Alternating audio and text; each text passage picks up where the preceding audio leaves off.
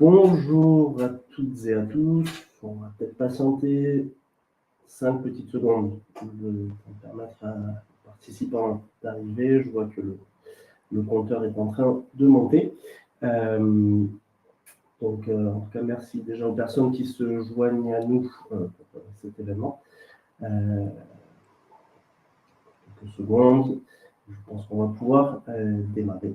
Donc bonjour à toutes et à tous. Bonjour à celles et ceux qui nous ont rejoints.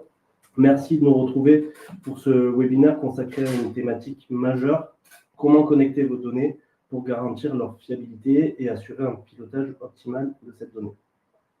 Les organisations aujourd'hui collectent de plus en plus de données provenant de sources différentes. Cela peut générer des incohérences, des retards dans les publications, des risques de saisie, d'erreurs de saisie par exemple. Il devient alors primordial de réaliser une bonne intégration pour assurer un vrai pilotage de vos données. Notre objectif sur ce webinaire de 30 minutes, donc un webinaire flash, une analyse flash, vous apporter du contenu concret et activable pour mieux intégrer et suivre votre donnée. Vous êtes plus de 50 personnes pour l'instant connectées et le chiffre continue d'augmenter. Donc, nous vous remercions de nous consacrer ces 30 minutes. Je suis sûr que vous seront très utiles. Nous avons la chance de recevoir Arnaud Connet, expert de l'intégration et du pilotage des données financières et ESG. Arnaud va nous détailler presque tout ce qu'il sait et tout ce qu'il a mis en place depuis 20 ans en faisant ce métier. Arnaud, pour commencer, peux-tu te présenter et peut-être nous partager quelques cas d'école que tu as pu vivre dans ta carrière? Bonjour à tous et merci Romain pour cette introduction. Je suis très ravi de pouvoir partager avec vous aujourd'hui quelques best practices que j'ai pu développer depuis près de 20 ans, plongé dans les couloirs de certaines entreprises et le cabinet de conseil. Et effectivement, aujourd'hui, je me considère comme un expert de la donnée financière et extra-financière, car durant cette expérience, j'ai pu avoir quasiment 3 vies qui sont interconnectées entre elles par le terme de la donnée. Par exemple, au début de ma carrière, j'ai été contrôleur de gestion et financier et j'ai pu accompagner un directeur financier dans la mise en place de ces processus de reporting. J'ai été aussi consultant technique et fonctionnel dans le monde de la business intelligence dans les années FAST en 2010. Et enfin, j'ai été consultant et chef de projet dans le monde du disclosure management depuis plus de 10 ans pour justement accompagner les entreprises dans la communication financière et extra-financière. Dans toutes ces expériences, il y avait 2 leitmotivs que j'essayais de toujours mettre en œuvre. Premièrement, c'était de piloter la donnée, quelle qu'en soit sa nature. Et deuxièmement, c'était d'apporter de l'efficacité dans les processus de reporting. Donc aujourd'hui, après plus d'une centaine de projets réalisés avec différentes entreprises de toute taille, que ce soit des entreprises du CAC 40 ou des entreprises de taille moyenne, voire petite, au contact de différentes équipes, j'ai côtoyé des équipes métiers, finance, RSE, des équipes techniques, SI, IT, des équipes de communication financière et de relations investisseurs. J'ai donc constitué un ensemble de best practices que je souhaite partager durant des webinaires et des conférences comme aujourd'hui, voire dans le cadre de tous les projets que je mène avec mes clients. Alors, effectivement, tu parles de cas d'école, Romain. Effectivement, j'ai envie de partager pour démarrer ce webinaire 2 cas, 2 exemples réels de la vraie vie pour justement vous aider à comprendre que les problématiques qui apparaissent comme complexes, souvent ne le sont pas, puisqu'il faut juste une bonne méthodologie pour les comprendre et ensuite les optimiser. Donc, les 2 entreprises que je vais vous citer concernent premièrement une entreprise du secteur banque-assurance qui, dans le cadre d'un projet de refonte de sa production, de ses rapports financiers extra-financiers, a souhaité d'une part mettre en place une solution collaborative, une plateforme collaborative, et d'autre part redonner aux utilisateurs métiers plus d'autonomie pour la mise à jour de leur contenu, de leurs différents documents. Pourquoi? C'est parce que si je prends l'exemple des consolideurs et des contrôleurs financiers de cette entreprise, ils avaient très peu de visibilité sur comment est-ce que leurs données passaient de leur système de consolidation à leur tableau de publication. Ils n'arrivaient par exemple pas à modifier eux-mêmes la structure de leur tableau de publication. L'idée, c'était de pouvoir travailler avec les différentes équipes pour mettre en place dans cette solution collaborative, d'une part, toutes les mesures pour justement leur redonner cette main. On a par exemple mis en place un processus où chaque tâche, depuis l'export de la donnée, depuis le système de conso jusqu'à la présentation dans les différents tableaux ou même les chiffres dans le texte, en passant par tous les contrôles inter- et intra-tableaux, était à la main de chaque consolideur. Et pas n'importe quel consolideur, c'était chaque consolideur responsable de chaque tableau. Dans le cas de figure de cette entreprise, la donnée avait autant d'importance que le workflow qui était associé à cette donnée. Le second exemple que je souhaite prendre concerne cette fois-ci le reporting ESG, parce que je ne veux pas faire de jaloux dans l'audience. On a parlé de reporting financier et donc d'extra-financier également. Le deuxième exemple concerne une entreprise industrielle qui avait, durant l'année 1 de la CSRD, mis en place un reporting ESG que je qualifiais de simple mais efficace. Comment ? Le responsable ESG avait un fichier Excel dans lequel il venait directement saisir les données à la maille groupe telles qu'il devait les publier, en pourcentage, en nombre, en euros, etc. Le souci de cette solution, c'est qu'il n'y avait pas suffisamment de détails pour répondre aux différents acteurs, aux auditeurs notamment. Pour avoir donc plus de flexibilité, plus de possibilités d'analyse et surtout pour redonner de la maîtrise à ce responsable dans le cadre de son reporting ESG, l'équipe RSE a voulu optimiser la solution, a voulu optimiser le système. À noter aussi qu'ils avaient à leur disposition une plateforme collaborative qui était sous-exploitée et qui avait des fonctionnalités potentiellement intéressantes dans le cadre de leur production de reporting. J'ai donc travaillé avec eux sur l'identification et la structuration du sourcing de la donnée. Nous avons par exemple identifié la nature et les origines de chaque donnée pour identifier s'il s'agissait d'un export brut d'un système source ou s'il s'agissait d'un export qui était enrichi par des personnes qualifiées avec Excel par exemple, ou s'il s'agissait tout simplement de fichiers Excel de travail mais qui étaient structurés au niveau des collaborateurs. Si la donnée ne venait pas de ces trois sources, nous avons tout de suite mis en place des formulaires de saisie structurés dans la plateforme collaborative. L'idée de toute cette approche, c'était de pouvoir mettre en place une solution d'optimisation depuis l'alimentation des données sources jusqu'à la publication, en passant par des calculs automatiques sur certains indicateurs clés. Pour finir, on a mis en place une solution où chaque contributeur direct de la donnée pouvait avoir accès aux détails de la donnée. Dans le cas de figure de cette entreprise, la donnée a été collectée au niveau fin et a été tracée comme s'il s'agissait d'une valise qu'on ne voulait pas perdre lorsqu'on voyage en avion. Et je vous souhaite de très belles vacances en passant pour les prochaines vacances scolaires. Merci Arnaud pour ces exemples concrets et qui, je suis sûr, parlent particulièrement à nos auditeurs. Et merci les vacances approchant. On espère que vous aurez l'occasion de partir prochainement. Avant de continuer, un rapide sondage pour vous. Quelles sont les difficultés que vous rencontrez le plus dans le pilotage de vos données? Vous avez quelques choix, donc n'hésitez pas à soumettre votre vote. Hop là. Donc, merci d'avoir pris le temps de répondre. Arnaud, est-ce que ces difficultés qui ont été présentées correspondent aux problématiques que toi, en tant qu'intégrateur, tu rencontres chez tes clients? Okay.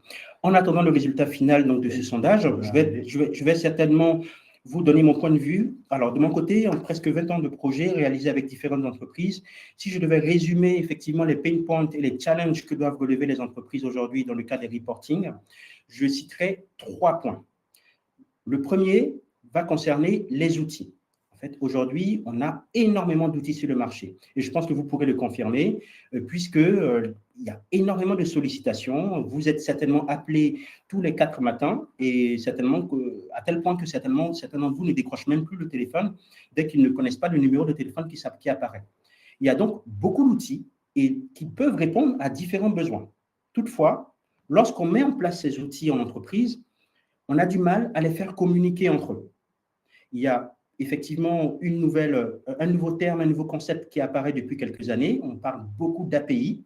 Les API sont censés faire parler les outils entre eux automatiquement, sauf que pour les métiers, aujourd'hui, c'est encore quelque chose d'assez abstrait. Et dans le concret, on a du mal à faire vraiment communiquer les outils entre eux. Sans interconnexion, il y a souvent beaucoup d'erreurs qui sont commises dans les reportings. Pourquoi ? Parce que les équipes doivent ressaisir la donnée qu'ils ont vue dans un outil A au sein de l'outil B. Elles doivent recalculer les éléments dans des fichiers Excel qui sont utilisés pour la publication, alors que ces données pourraient être extraites directement ou pourrait être automatisée via de simples principes SI qu'on a l'habitude de mettre en place depuis plus de 15 ans. Le second élément, le second challenge que je souhaite mettre en lumière aujourd'hui, c'est la nature et le volume des données, qui fait que ces données aujourd'hui sont dispersées. C'est peut-être une conséquence du point numéro 1. Pourquoi? Parce que nous sommes noyés sous des centaines de milliers de données qui sont disponibles dans les différentes solutions. On va parler de solutions ERP, de solutions EPM, des solutions ESG, HSE ou que sais-je encore. Il y a énormément de données qui donc sont dispersées et qui, évidemment, ne se parlent pas entre elles. On a parlé d'interconnexion tout à l'heure. La conclusion de cela, c'est des pertes de temps dans les différentes étapes de retravail de la donnée, souvent pour obtenir son indicateur à soi, alors qu'il s'agit souvent d'un indicateur qui peut être commun à plusieurs personnes. Troisième élément important, troisième challenge à relever, et c'est certainement pas celui le plus facile, on va dire, à relever, et c'est souvent aussi celui sur lequel vous avez moins d'influence, c'est la réglementation. En haut lieu, ils sont souvent très friands de pouvoir sortir de nouvelles réglementations toutes les années. Ils inventent et ils réinventent donc la roue. Ces réglementations s'entassent, souvent se complexifient, peut-être pour de bonnes raisons, parce qu'il y a besoin de plus de transparence aujourd'hui sur le marché, mais ce que ne font pas ces réglementations, c'est qu'elles ne vont pas déplacer les jalons de publication. Vous avez toujours la même date de publication à respecter. Donc, si on doit prendre le cas de la CSRD, de l'ESEF ou de la future norme IFRS 18 qui va venir complexifier encore plus le reporting en 2027, vos données, si elles ne sont pas tracées dans les systèmes, vous serez rattrapé par les policiers du reporting. Et là, on va parler des auditeurs, évidemment. Ils vont souvent, sous la ligne d'arrivée, la veille de votre publication, vous demander encore et encore des justificatifs pour prouver comment est-ce que la donnée a été calculée. Et la quête de ces justificatifs risque d'être très fastidieuse si vous n'êtes pas équipé, si vous n'avez pas tracé et mis en place un processus qui soit clair et facile à lire. Merci beaucoup Arnaud. Je reviens en quelques secondes sur le sondage pour vous donner les résultats. Tu parlais de plus de centaines de milliers de données à collecter. C'est bien ce qui inquiète, en tout cas la problématique majeure rencontrée par nos auditeurs, puisque plus de 30% rencontrent la difficulté de la dispersion des données. Le deuxième sujet, c'est la multiplication des outils pour collecter ces données. Et le troisième qui revient, c'est la coordination des contributeurs. Donc, ça correspond bien aux éléments que tu as pu nous présenter juste avant, Arnaud. Et justement, donc on a ces enjeux auxquels les sociétés font face. Ça fait plus de 20 ans que tu fais ce métier.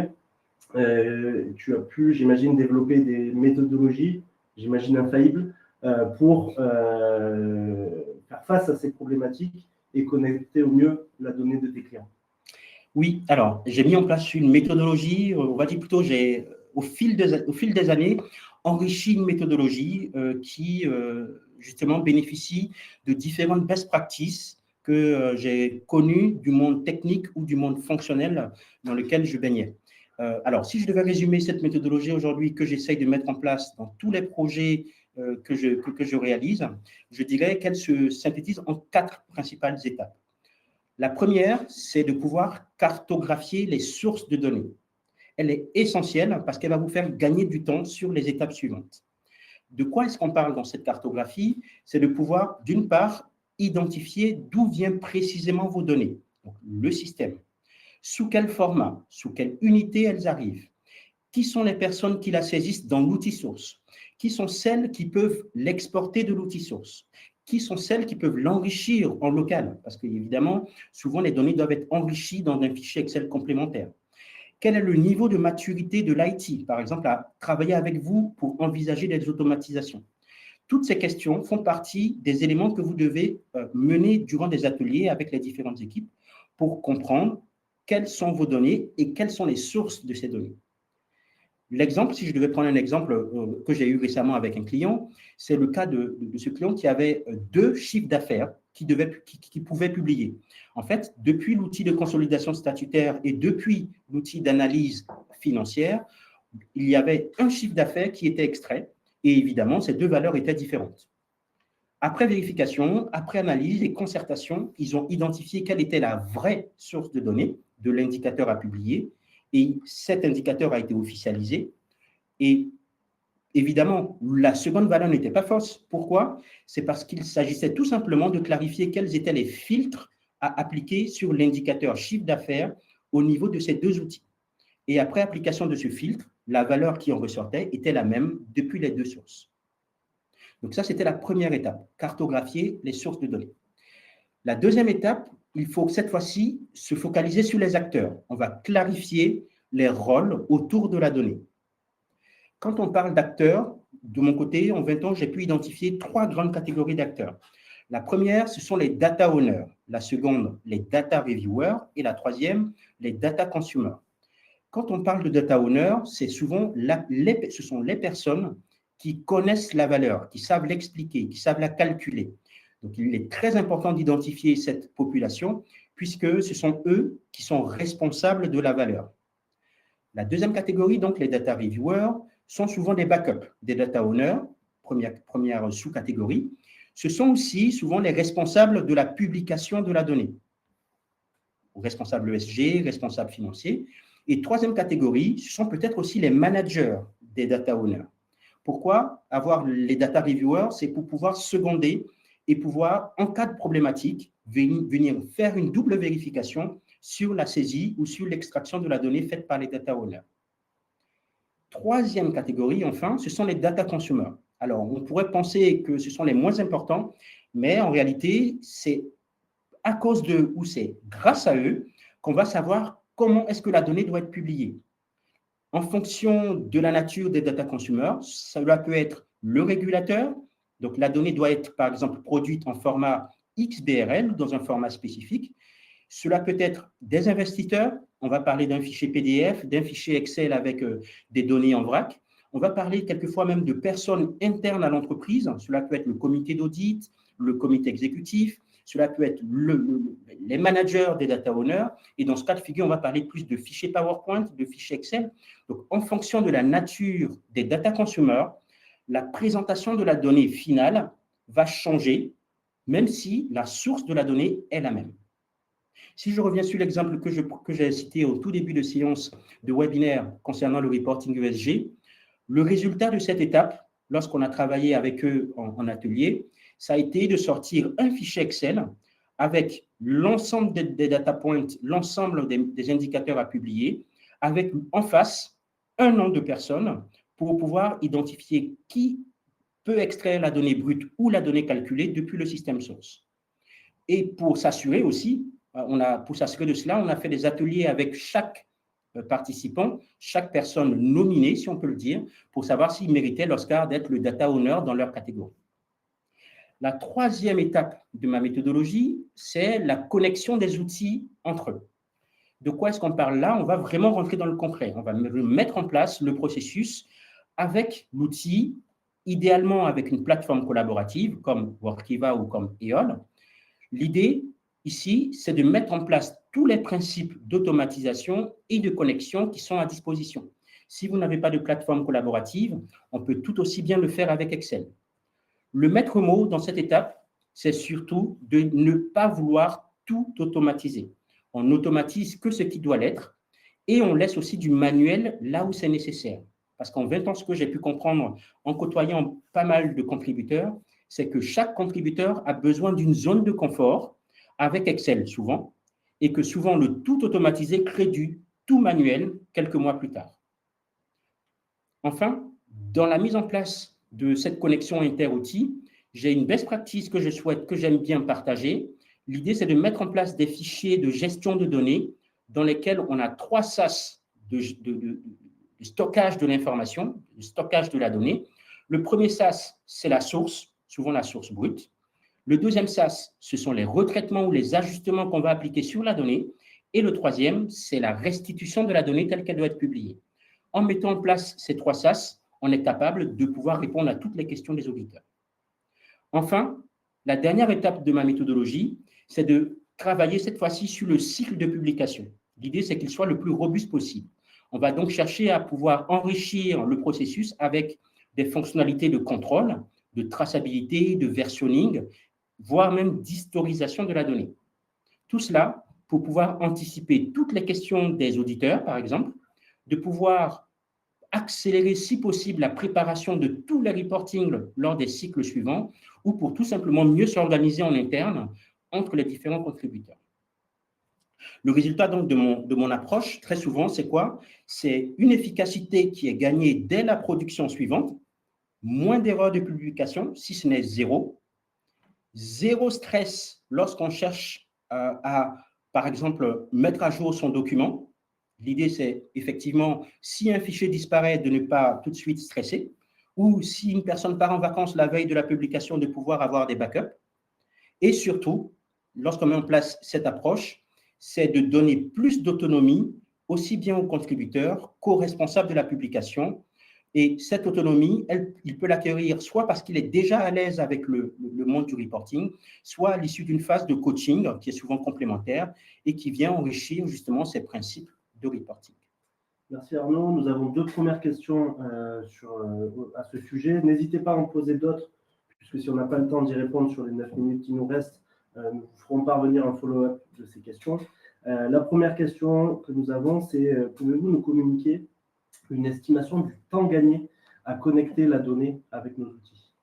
Alors, merci pour cette question. Elle revient effectivement régulièrement lorsque je travaille sur l'évaluation des projets avec les prospects et les clients.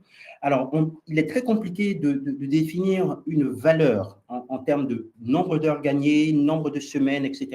Pourquoi? Parce que ce n'est souvent pas là qu'on gagne le plus. On va gagner le plus en termes de sérénité lors de la publication.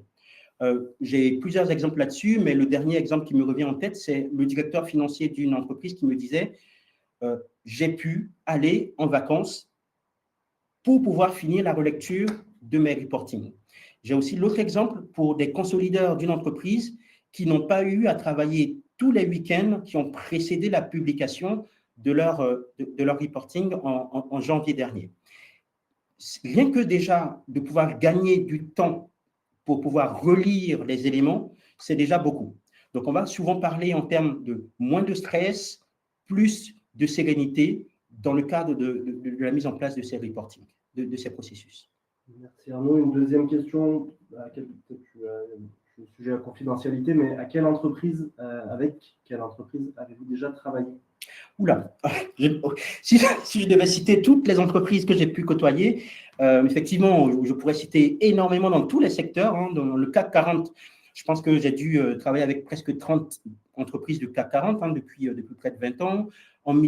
Je pourrais citer vraiment énormément d'exemples. Hein. On va par exemple citer le groupe Score, le groupe Air Liquide, le Air France, Aéroport de Paris, le groupe Orano, des entreprises de taille plus modeste, le groupe Indigo. Alors, effectivement, il y a énormément d'entreprises avec qui j'ai travaillé qui peuvent justement vous relater les méthodologies projets qu'on a mis en place.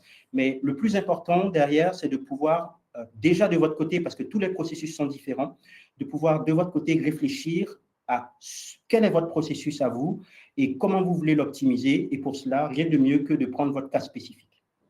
Merci Arnaud. Une dernière toute petite question. Quels sont selon toi les indicateurs clés de succès, de réussite d'un projet d'intégration? Alors, je pense qu'il y a déjà, premièrement, la préparation du projet et surtout l'implication de l'équipe projet interne. Parce que sans l'équipe projet interne, sans la motivation de l'équipe projet interne pour vouloir optimiser, effectivement, vous aurez beau avoir des consultants efficaces, les process ne vont pas être suivis par les équipes. Donc, l'un des premiers éléments, c'est l'implication et la motivation de l'équipe projet. Et deuxième élément que je cite, c'est souvent la volonté de cette équipe projet à vouloir être autonome. Si l'équipe projet n'est pas autonome à l'issue du projet, les optimisations vont tomber à l'eau. Donc, il y a bien à mettre dans la balance la motivation et la volonté d'être autonome à la fin des projets. Merci beaucoup Arnaud pour les questions auxquelles nous n'avons pas eu le temps de répondre. Nous reviendrons vers vous avec des réponses concrètes à la suite de ce webinaire. Arnaud, en début de webinaire, nous parlions d'apporter du contenu concret aux auditeurs.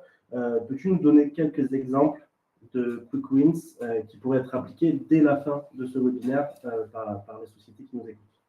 Oui, effectivement. Alors, les projets, il peut en avoir des très gros qui nécessitent souvent 3 mois, 6 mois de mise en place, mais il peut aussi en avoir de très simples qui peuvent être faits en quelques jours, voire en quelques semaines. Si, dès cet après-midi, vous deviez appliquer la méthodologie que je vous ai citée tout à l'heure, je pourrais résumer cela en quatre éléments. Premièrement, identifier, par exemple, les 10 données les plus importantes pour vous. Pourquoi? Parce qu'elles sont visibles ou parce qu'elles sont trop compliquées à tracer. Ça peut être le chiffre d'affaires, le nombre de salariés fin de période, les émissions scope 1, 2 ou 3. Et voilà, identifier vraiment 10 données qui sont les plus importantes. Ensuite, en face de ces données, vous listez le nom des contributeurs directs et de leurs outils sources. Pourquoi? C'est de pouvoir anticiper éventuellement des automatisations possibles. Potentiellement, vous pouvez aussi, en face des contributeurs directs, mettre le nom du manager de ces personnes pour avoir tout de suite un backup. Troisième étape, définissez le RACI simplifié. On ne cherche pas là à mettre en place un RACI hyper complexe. L'idée, c'est de pouvoir comprendre tout de suite d'où vient la donnée, par quelle étape de traitement elle doit passer, de stockage, pour pouvoir arriver à votre tableau de publication. Et quatrième élément, et je pense que c'est là où le plus important, l'idée, c'est de documenter, par exemple, 3 règles de gestion prioritaires par indicateur pour pouvoir faciliter la mise en place du processus. Exemple, vous pouvez définir quel est le principe de présentation de vos données nulles. On parle souvent d'une donnée nulle. Est-ce qu'il faut mettre des zéros, des tirets ou du vide? C'est très important pour les auditeurs, pour les lecteurs ou même pour les différentes data consumers. Quel est le principe de roll forward de vos données entre l'année N et l'année N+1? Quelle est l'unité de collecte de la donnée et son unité de publication? Est-ce que vous devez collecter la donnée à l'euro près pour la publier en milliers ou millions d'euros, ou vous collectez la donnée directement dans son unité de publication? Cela va avoir un impact, par exemple, sur les roundings lorsqu'on va faire le roll forward l'année suivante. Rien qu'avec ces 4 mini-étapes sur 10 de vos données, vous allez pouvoir optimiser un mini-processus et avoir un mini cahier des charges que vous allez pouvoir ensuite étendre sur l'ensemble de vos processus. Donc, soit vous allez pouvoir le faire vous-même en interne avec vos équipes IT, soit vous allez pouvoir nous contacter pour envisager un coaching qui peut être spécifique. Parfaite transition, Arnaud, puisqu'avant de conclure ce webinaire, nous souhaitions vous présenter en quelques mots l'accompagnement que peut vous proposer Labrador. Vous l'aurez compris, avec Arnaud, nous sommes en mesure de vous accompagner sur tout le processus d'intégration de votre donnée, de la définition des fondations d'un reporting fiable, architecture, gouvernance, en passant bien sûr par l'intégration de la donnée et des plateformes quand cela est nécessaire, et jusqu'au suivi post-projet pour vous permettre de garantir la fiabilité de votre donnée sur le long terme. Donc, nous pouvons vous accompagner sur une donnée fiable et mieux pilotée. Et n'oubliez pas, Labrador peut vous accompagner sur d'autres services, la mise en page de vos documents, la traduction et autres. Il nous reste à peine 2 minutes, le temps de conclure ce webinaire qui touche à sa fin, de vous remercier d'avoir pris ces 30 minutes avec nous pour parler de la donnée. Nous espérons que les tips qu'Arnaud vous a donnés vous seront utiles et que vous pourrez les appliquer dès cet après-midi.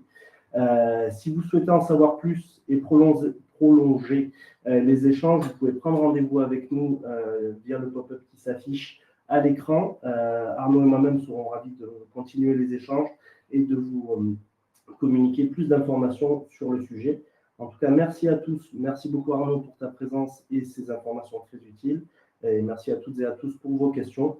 Nous revenons très vite vers vous avec les réponses aux différentes questions et avec des échanges sur ce sujet passionnant. Merci beaucoup. On vous rend les 2 minutes, la minute qu'on a gagnée. Et on vous souhaite une très bonne journée. Au revoir.